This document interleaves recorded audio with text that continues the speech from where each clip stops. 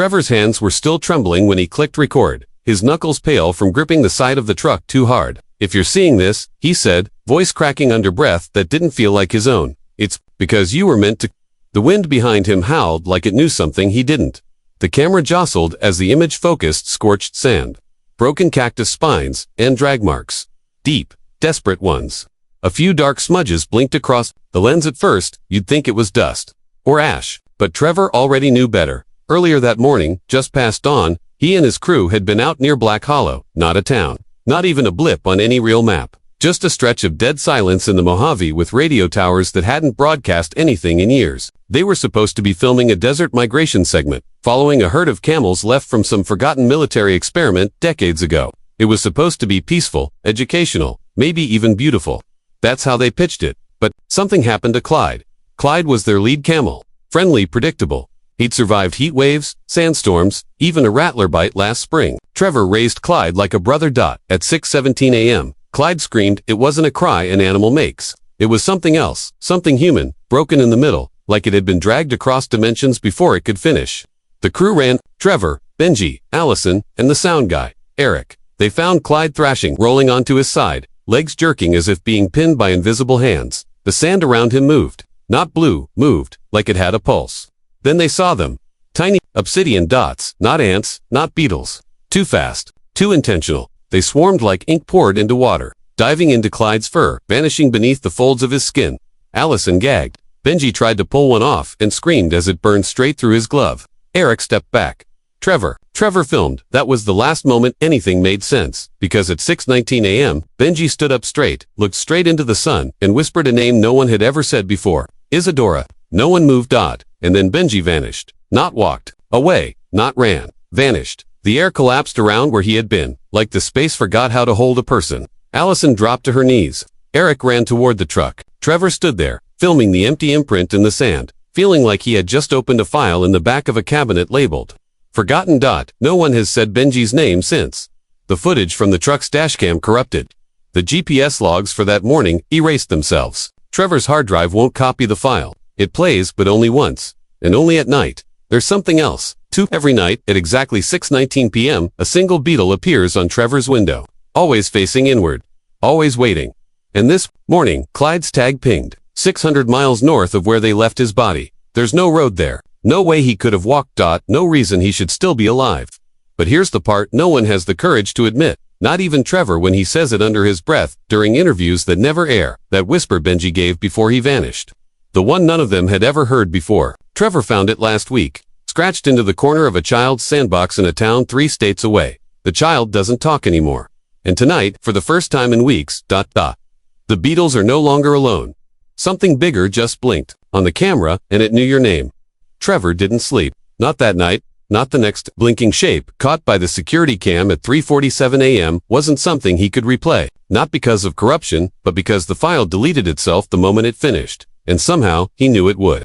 He didn't even try to recover, it just sat in the flickering light of his laptop screen, trying to recall the exact pattern it moved in. It wasn't random. It almost felt deliberate, like the shape had waited until it knew Trevor was watching before it pulsed once, tilted sideways in the frame, and vanished with a silence so heavy, he could feel the air pull back from his lungs. The next morning, someone rang the doorbell. He hadn't told anyone where he was staying, just a motel outside Barstow, a cheap place cash only. The kind where the curtains always feel damp, and the carpet carries decades of other people's pain. No reason anyone should have found him. The man outside introduced himself as Harlan. No last name. Wore a desert-parched coat and sunglasses too dark for the hour. Said he had been following the Beatles for years. Trevor didn't want to let him in, but he did. There was something in the way Harlan said it, the Beatles, like it wasn't a question. Like he knew what Trevor had seen without needing the footage. Harlan didn't smell like the road. He didn't smell like anything at all. And when he sat down on the frayed motel chair, he left no impression in the cushion, as if the room hadn't registered his presence. But that's where things began to fray. Because Harlan knew Benji's name, knew that Allison had stopped speaking. After that morning in the desert, knew the exact timestamp Trevor had screamed into his camera mic without remembering he had ever screamed. And then Harlan played a recording. "Listen," he said, "this is from your phone." Trevor frowned. My phone was dead that day. But the audio played. It wasn't clear, at first just wind and footsteps crunching over sand, but then came a voice, Trevor's voice, ragged, shaking, too close to the mic, greater than they're inside him. He's letting them in. Oh God, it's not Clyde anymore. It's Sitzer. She's wearing him. The voice cracked into static. And then, a second voice whispered, right, against the mic, almost too soft to catch. But unmistakable, greater than Isadora was never a name. It's a signal. Trevor dropped the phone. The room swam. He doesn't remember saying any of that. Doesn't remember recording anything, but what shook him wasn't what was said, it was what wasn't there, because he remembered very clearly that Clyde had died. He saw it. The Beetles, the shaking, the way Clyde's breath staggered into nothing. He remembered burying him. And yet the audio ended with Clyde's tags still pinging. Somewhere near Shasta Lake. That's when the dreams began. Not like normal dreams. Not even nightmares. These were interruptions. They arrived mid-sentence, mid-blink. Flashes of light behind his eyes, like old home videos burned into the retina. A child's voice singing a lullaby in reverse. The sound of bones knocking against each other in perfect rhythm. And once, a face his own but wrong. Too wide, too still. A smile that never reached the eyes. Trevor tried calling Allison. The number worked. She picked up, but she didn't say anything. Just breathed. Shallow, like she'd been waiting for the call for hours, but forgot what words were. Then came the knock at his window. Not the door. The window. Third floor. No balcony. No ledge. A beetle, again, but this time it was different. Its body twitched in Morse code. A pattern Trevor later traced and decoded, frame by frame. Across the footage. The message read, asterisk, asterisk, do you remember the girl in the mirror? Asterisk, asterisk, Trevor didn't. At least he didn't think so, but now he does. Or maybe he's inventing the memory to fit the message. That's the trick of trauma. It doesn't knock. It waits in the corner until your thoughts slow down enough to catch up with it. He remembers a girl when he was 10. A girl who lived next door, or maybe inside the walls. She had pale hair and fingernails like old shell casings. He called her Mirror Girl because she only ever spoke when he looked at his own reflection. One night he swore she told him, don't let them in through the sound. But his parents never believed him. And now, at 34, that voice the same. One crackles through every speaker when he's alone. Harlan visited again, 3 days later. Except Trevor doesn't remember letting him in. One moment he was washing blood off his hands from what he doesn't know, and the next. Harlan was at the table, flipping through a notebook that Trevor never wrote in, but whose handwriting matches his exactly. You've been here before, Harlan muttered. No, Trevor said, this is my first time in Barstow. Harlan smiled, too wide. Not Barstow. He tapped the page. Here, this motel, this room, this same week, last year, and the year before that. Trevor stared at the page. There were entries. 20 to 1. Asterisk, Benji gone. Allison locked in mirror. Clyde screamed again. Black dots under my skin. 2022. I buried Harlan, but he's back. Audio won't stop playing. Beetles are spelling my name now. 2023. She spoke to me in the static. I let her out. I think I made everything worse. Asterisk, 2024. Empty page. Except for a sketch of a girl with mirror eyes and no mouth. Harlan looked up. You don't believe any of this, do you? Trevor laughed dry, broken. The kind of laugh people make when they've lost so much sleep they can't tell hallucination from memory. I don't know what I believe anymore. And then Harlan whispered.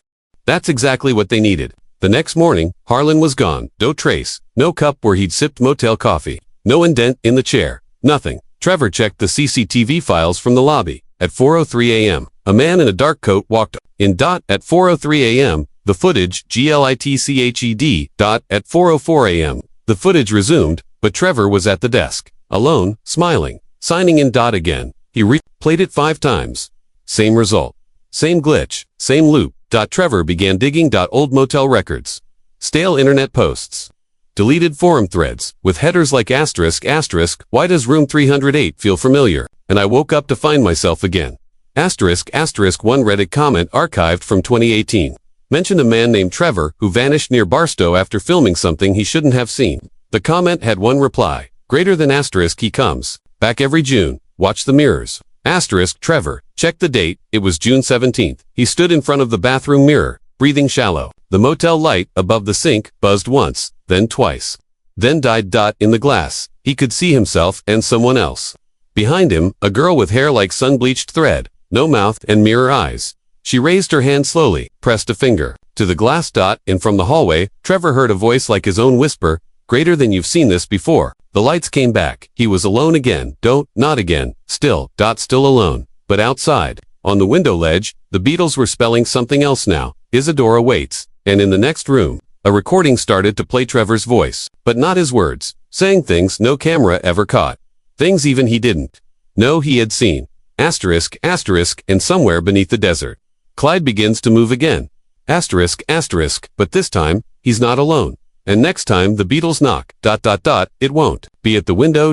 It'll be at your door. Trevor woke on the motel floor, with his cheek pressed to cheap carpet that smelled like bleach and something older like rain on rotted wood. The room was still, to still. No buzzing light, no distant traffic, no cicadas hissing through the cracked window. Just silence that pressed into his ears like cotton. His phone blinked on beside him.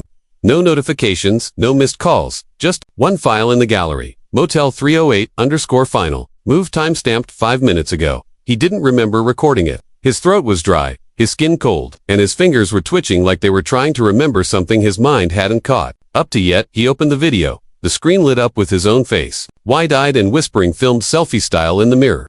But the angle was all wrong, tilted and trembling like someone else had been holding the phone. In the video, he spoke in fragments. Words with weight. Phrases like the pattern repeats, and I saw her again, and this is the loop, they make you forget. But one line stood out. He said it with such clarity, it cut through the haze like a blade. The Beatles are a distraction. You're looking at the wrong thing. Trevor paused the video. Froze. He could hear something now, the faint echo of breathing from inside the bathroom, where the mirror stood covered in a bedsheet he had nailed over it the night before. He didn't remember doing that either. His heart pounded, not from fear, but from the sick feeling that comes when a forgotten thing suddenly feels familiar. He tore the sheet down.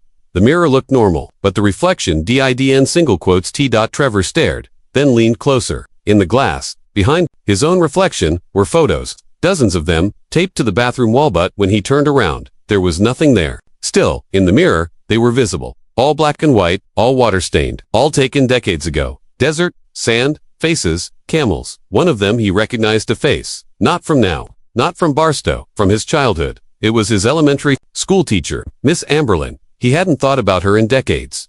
She disappeared in the middle of the school year. Rumors said she moved away. Others said she went crazy and was taken to a place where people forget. But there she was, clear as day, standing in front of a chain-link fence, with a camel behind her, its eyes completely black. Trevor stumbled back. A sharp pain hit the base of his skull, like something inside was shifting. He dropped to his knees. And then it came, the memory. Not like a dream, like a punch to the soul. He was 7 years old. In the classroom alone, after hours. Miss Amberlin had asked him to stay. Said there was something he needed to hear. She'd pulled down the projector screen and played a video, grainy black. No sound, just footage of sand dunes. Beetles swarming in reverse. A figure walking backward into the camera. Then she whispered in his ear, "One day, you'll see them again. They only come back when the mirrors forget who you are." And then, he'd woken up in bed the next morning. No memory of how he got there. Miss Amberlin never returned. Trevor collapsed back against the tile. This wasn't new. This wasn't starting. It was repeating. He'd been here before.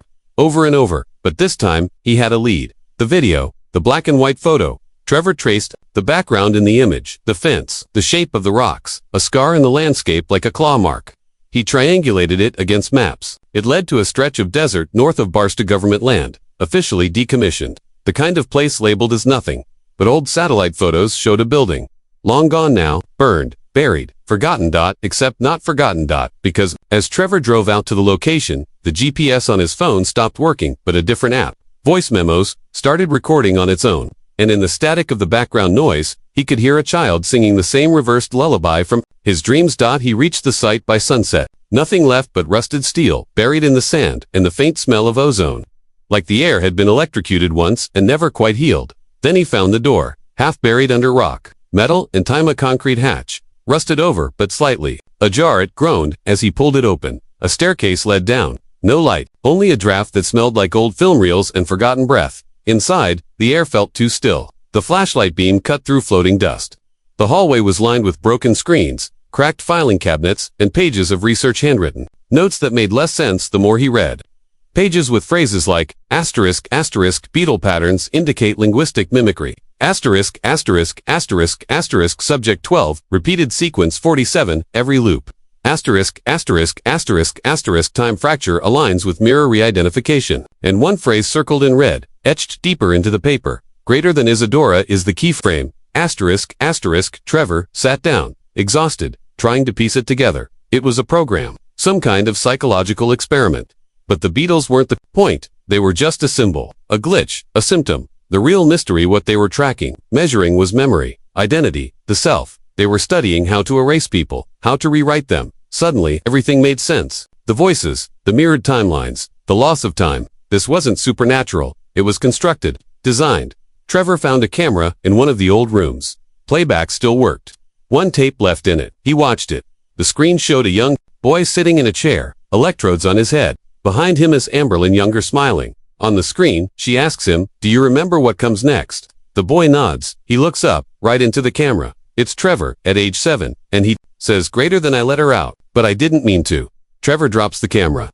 It shatters. His head reels. A wave of nausea hits as reality seems to tilt. He didn't find the truth. He remembered it. He was part of this, one of the subjects, not a victim, a participant. Stumbles back out of the building, into the fading desert light, desperate for air. His phone pings again. One new file, 308_end, move. But this time, the thumbnail isn't his face, it's hers, the girl. The mirror. Trevor opens it, hands shaking. The video is silent. 30 seconds long. Just the image of the motel mirror. No one in it. Until the very last frame. Trevor walks in from the left side, looks into the glass, smiles. But it's not the smile of someone who just uncovered the truth. It's the smile of someone who already knew. The twist hits like a fault line snapping beneath the surface of everything.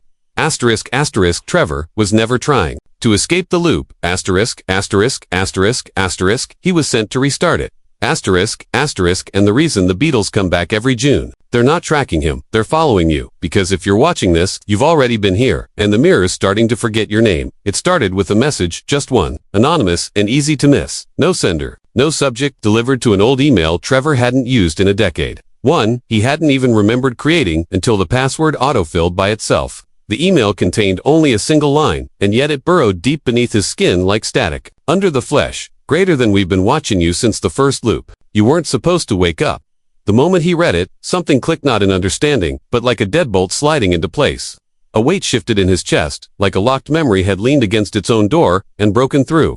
He wasn't alone, he never had been. They were out there, others, people like him, splintered by time and memory, slipping through cracks in the fabric that used to be called reality. People who had whispered their secrets into mirrors, traced symbols and condensation on glass, or woken from shared dreams with sand still clinging to their skin. Not everyone survived the recognition, but some did. Some learned to leave clues buried deep in places the watchers couldn't clean. And now, they were reaching out. It began to escalate in subtle ways. Postcards slipped under his motel door, with burned edges and coordinates that didn't exist on public maps. Graffiti across highway underpasses and disappearing ink. Dream fragments scrawled in broken English on the backs of restroom stalls across the Mojave, always ending the same way. Asterisk, asterisk, we remember Isadora. Asterisk, asterisk, he thought at first they were hallucinations. Echoes of the trauma still spiraling inside his brain, but when he followed one of the symbols, carved beneath the ledge of an abandoned gas station, it led him to a crawlspace below the foundation. Inside, someone had built a crude room.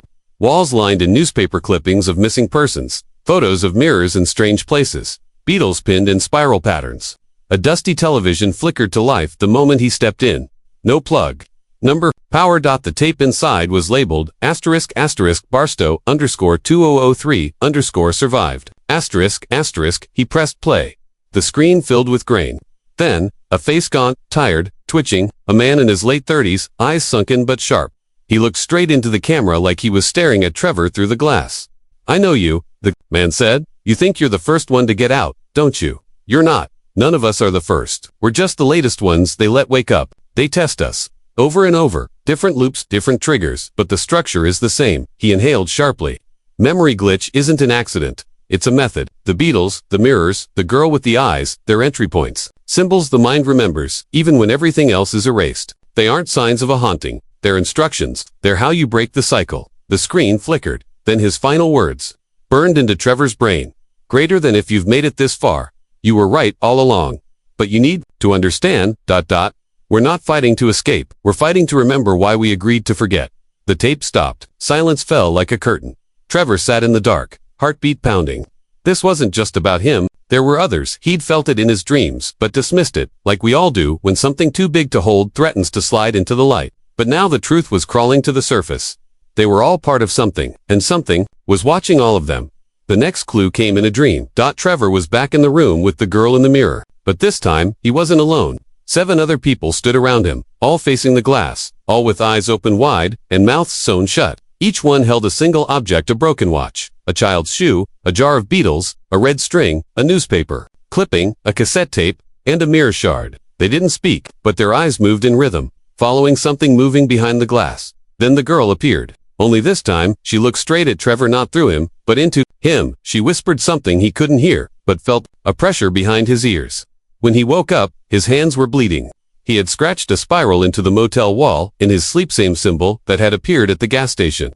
Same one on the postcard, same one he'd started seeing in the corners of other people's eyes, waitresses, gas station attendants, truckers, strangers in passing. They were all infected, all waiting, all remembering. The world wasn't what it seemed, and the danger wasn't that Trevor was losing his mind. It was that his mind was healing, reassembling itself from the inside, reconfiguring the shattered reflections into something whole again. But someone didn't want that.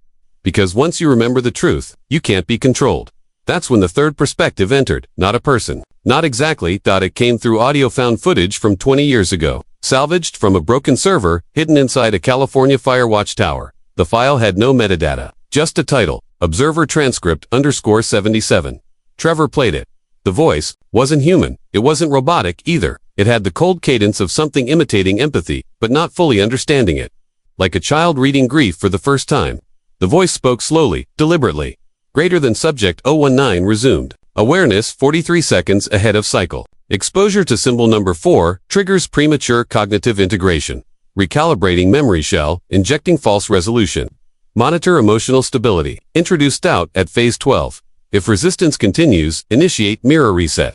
Trevor paused. The file sat in stillness. It wasn't a file about him. It was a file for someone else. Someone observing, someone controlling, and they'd been preparing every step of this, every discovery, every accidental glitch, every clue. Even his memories weren't safe. They'd been curated, pruned, like weeds in a garden. Because the most dangerous thing Trevor could do wasn't fight. It was remember. Suddenly, all the signs began to feel different. The Beetles, the spirals, the reflections, they weren't just symbolic. They were coded systems. Language, navigation, a forgotten architecture for the mind. A map drawn across reality for those still dreaming. The shared dreams weren't hallucinations, they were transmissions. Collective signals trapped in loops, waiting for enough minds to align. Waiting for enough people to wake up. Because there are others, some still trapped, some observing, some pretending to be free, and maybe, some working against the rest. In an underground train station outside Phoenix, Trevor found another symbol etched into a broken vending machine. He followed it to a locker. Inside, another tape. This one contains surveillance footage from inside a hospital dated 1995. It showed Trevor's mother. He didn't remember her dying. He didn't remember her at all. But there she was, arguing with a doctor. No more testing, she said. You said he wouldn't remember, that it would keep him safe. The doctor responded, he has to forget. It's the only way to keep him from finding the girl. If he remembers her, it starts again. The screen went black. Trevor stood in the train station, lungs hollow, bones vibrating. It had never been about solving a mystery. It had always been about hiding one. He hadn't stumbled into this. He was built for it, and someone, something, was still watching, still rewriting, still waiting for the perfect moment to press reset. He checked his phone. No signal. Battery, at 3%. But one new notification. From a number that didn't exist. Asterisk, you've gone too far. The spiral opens at dawn. Asterisk, he looked around. Everyone in the station was frozen. Not moving, not blinking. And slowly they began to turn asterisk in unison. Asterisk to face him. All of them. Eyes wide. Like they remembered something to. Like they were just waiting for him to say the words. That would begin it all again. Trevor didn't speak. He just stepped forward. Heart pounding. Because he finally understood. The story never started with him, it started with us. And if you've been following closely, if you've seen the signs in the same corners of your own memory, if you've felt the static behind your thoughts or the way the mirrors sometimes twitch when you walk past, then maybe you were never just a viewer.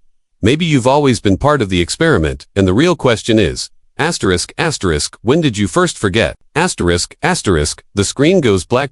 And then, faintly barely audible static crackles once, just long enough for a voice to whisper, we're watching you now. And the spiral turns again. The road back to Black Hollow was quiet, too quiet to be real. The sky was overcast but no clouds moved. The radio only played one song, an instrumental lullaby on a loop. The same melody that had followed Trevor through dreams, reflections, and audio glitches since this all began.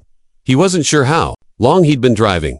Time didn't pass anymore. Or maybe he'd passed out of time. He was no longer looking for answers. That part of the story had burned away. He wanted meaning. Some reason why a child like him had whispered names he never learned. Why people vanished like shadows burned into the sand. Why the spiral kept returning to its center, only to spin outward. Again, it was no longer about Isadora, or the Beatles, or the mirrors that forgot your face. It was about him. About all of us. about the line between remembering and erasing, and why we keep walking right up to that edge and staring into it. He parked near the place where it all started. Not that it ever really had a start. The desert was empty. No buildings, no bodies, just an expanse that hummed with the kind of silence you only hear when you're standing somewhere you shouldn't be, somewhere too forgotten to exist naturally. Trevor stepped out of the car, barefoot. The heat should have burned, but it didn't. Nothing felt painful anymore, just distant, like grief, too old to cry over. He found the spiral again, this time etched into the earth. Not carved, not drawn, grown. The land had reshaped itself, the rocks forming a pattern impossible in nature. It wasn't a symbol anymore, it was an invitation. And he finally understood what it meant, not where it pointed, but what it revealed. This wasn't about memory loss, that it was about willing amnesia, the human gift of forgetting in order to survive, the ability to unknow something that would otherwise break you. Isadora wasn't a ghost, she was the cost, the name we gave to the truth that once opened, can't be closed. Trevor sank to his knees, not in pain, but in surrender. All this time, he thought he was being haunted, manipulated, controlled, but the spiral hadn't been turning. Against him it had been waiting for him to stop running, waiting for him to listen. That's when he heard the voice not outside him, but from somewhere, far deeper, something buried in the marrow. A voice like his, but younger, softer. The version of himself that never made it past whatever happened all those years ago. Greater than asterisk, do you want to remember? Because if you do, it will cost everything that ever felt safe. Asterisk, he closed his eyes, and, when he opened them, he was inside the memory. Not watching it. Living it. A small room, a mirror too large for the wall. A woman's voice, his mother, soft and exhausted. She's kneeling beside a child. He sees himself, 8 years old, crying without making a sound. She's telling him, asterisk, you have to forget now. It's the only way they'll stop watching. You're not broken. You're protecting the world. By forgetting asterisk, he watches as she places her hand on the mirror and whispers something Trevor's adult self cannot hear. But the child nods, places his hand on hers, and the spiral appears between their palms, glowing faintly, before the memory begins to dissolve. Like ash in water. Trevor gasps and stumbles backward into the now, clutching his chest like he's just been born again in. Maybe he has, because now he remembers why. Why all of this happened. Because some truths are so heavy, they warp the people who carry them. They echo out into others, into generations, into geography, into broken reflections and whispered lullabies. And we build whole realities to contain them. Realities we call life. But they crack, they always crack. Trevor fell into that crack as a boy, and everything since has been a dream designed to keep him from climbing back out. But now he was awake. And now he had to choose. Asterisk, to remember and risk becoming unrecognizable to the world. Asterisk, or forget and return to a life where none of this ever touched him again. He looked up at the spiral etched into the ground. Around it, beetles had gathered in perfect silence, motionless, as if they too were waiting for the decision. As if all of them, everyone who had ever whispered, Isadora, was connected to this moment. Trevor began to cry, not out of fear, not even out of sorrow, but because he finally understood the shape of the spiral. It wasn't a trap, it was a map. Not out, but inward. He stood, slowly, shaking, and then he spoke. Just one sentence, a confession that had waited his whole life to surface. Greater than I was the one who let her in. It wasn't a mistake, it was a choice. As a child, he had opened the door that let the pattern begin, and everyone after him had lived in its echo. Maybe they still did, but now, knowing the truth didn't make him a victim, it made him a keeper. He turned toward the camera. Yes, the camera. The one you've been watching through. The one he's known was there the whole time. His eyes lock on you, and for a moment, you're not watching him. He's watching you. Because now you know the spiral. You've seen the symbols. You've heard the name. You've followed the trail, step by step, and now it's your choice. 2. Trevor takes a breath, and in a voice no longer trembling, he says, if you remember me tomorrow, then, we're already too late. The screen begins to blur like heat haze or a dream beginning to fade. You can hear wind, static, and something else beneath it. Almost a song, almost a scream. But just before it fades completely, the final image freezes, standing inside the spiral. Smiling. Not afraid, not anymore. And then darkness, a heartbeat. One final breath, and a line that will echo in your mind long after you close the tab. Asterisk, thank you for watching. Don't forget to like, share, and subscribe for stories you were never meant to hear. Until next time, remember, some truths don't want to be found.